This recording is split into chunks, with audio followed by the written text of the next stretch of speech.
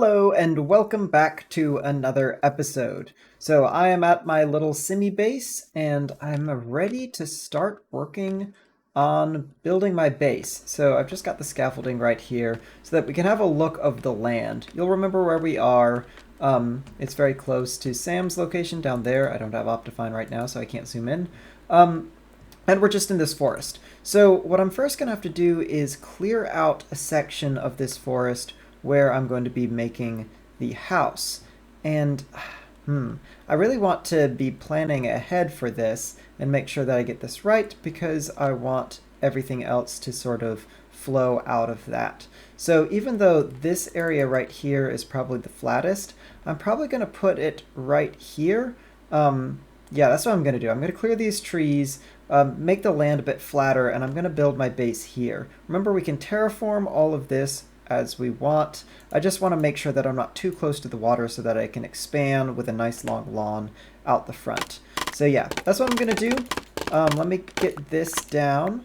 I have my axe all ready to start chopping trees, and I have all of the materials, hopefully, that I'm going to need for the build right there. So let me go ahead, get chopping, get terraforming, and get building.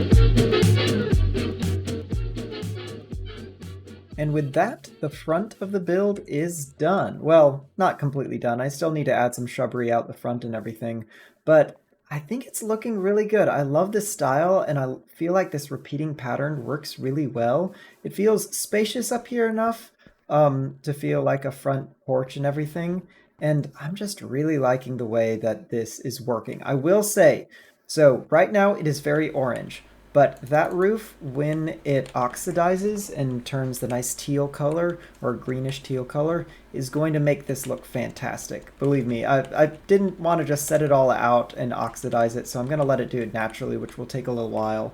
But it's going to look really, really good. I've done this in a test world, and it looks fantastic. Now, obviously, the interior is an exterior right now. And the back of the wall is not so great. It genuinely is just a facade. But I feel like this was the hardest part. I feel like I've completed the hard part, and then the rest of it will just be adding a few walls around and making it actually have an interior. Now, as for the actual decoration inside, usually that's what builders like to avoid because it can be kind of a headache. But I'm actually kind of looking forward... Hello, how's it going? I'm kind of looking forward to it.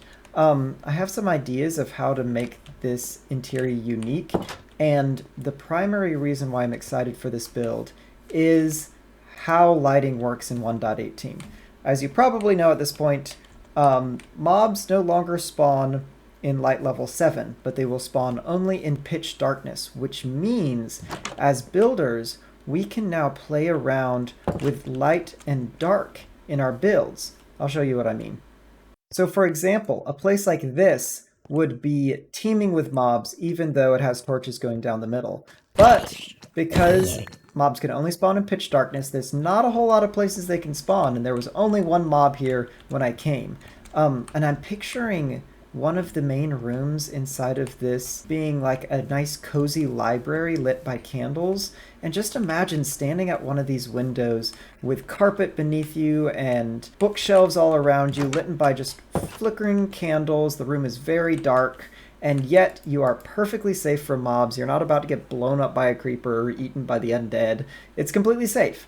I am really looking forward to playing around with that. I think that's the biggest benefit of having this light level 0 for mob spawning. It's not so that creepers don't blow you up and you have to torch spam, but it really is so that you can play around with light in your build.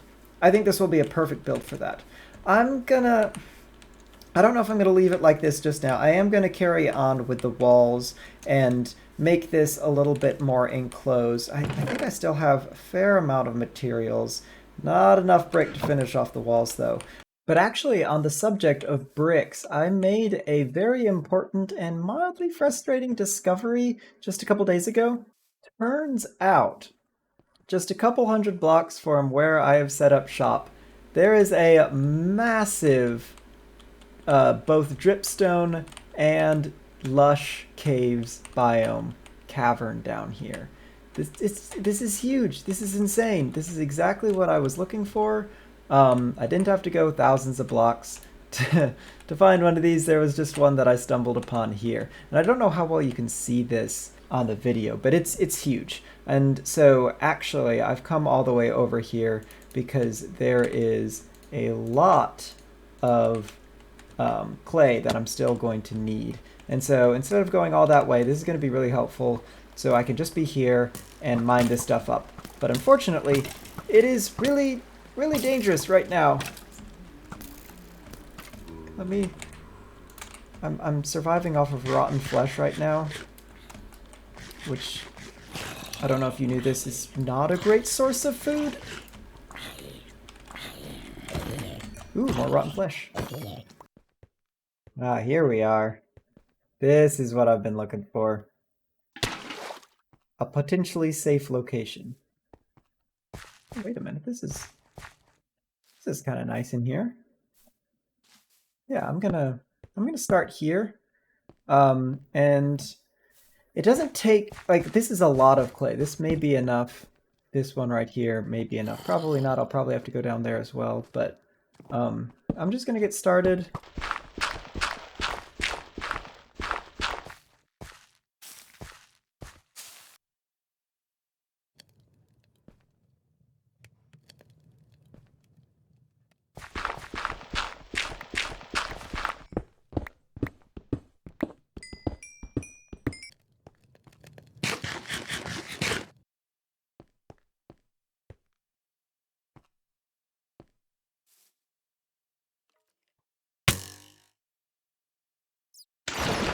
Whoa!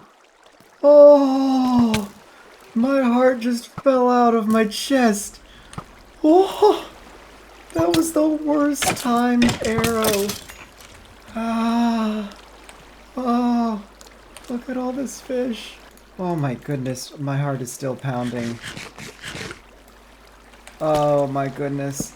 I'm gonna have to go back up there, but I might as well explore a little bit.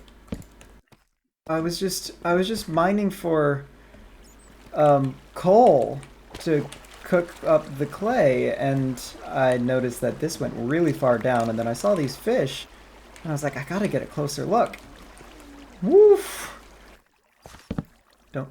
Oh my goodness, not again! Ah, that was gravel! I tried to put a torch down on gravel, which naturally made the. Ooh, I did it again! I should not have done that again. That gravel right there. Okay, I'm just freaking out now. Now I'm like in the bottom of the world, surrounded by bad guys with exactly 2 torches left, exactly 0 torches left, eating rotten flesh and trying not to die. I can't even see. Oh, that's where I fell from. Holy cow. Diamonds!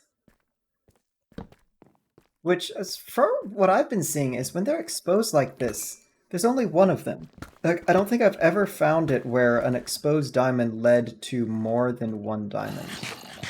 Which is interesting and kind of cool. I mean, it means you still have to create mines. You can't just explore these caves and get tons and tons of diamonds. But I was not aware of that.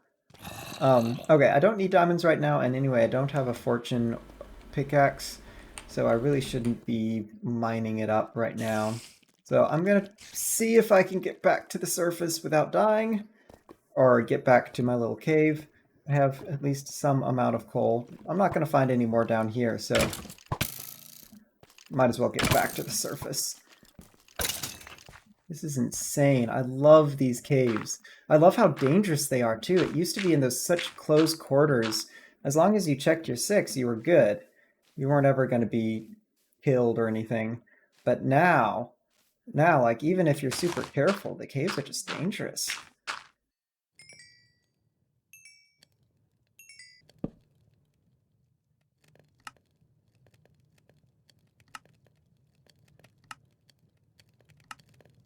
Somehow managed to make it back to my base alive, and I'm hoping this is going to be enough bricks to get me through the rest of this central part of my base. I'm honestly not sure. It's a lot of sides and a lot of back that still needs to happen. I'm going to try to do the roof as well. We'll see if I have enough copper for that.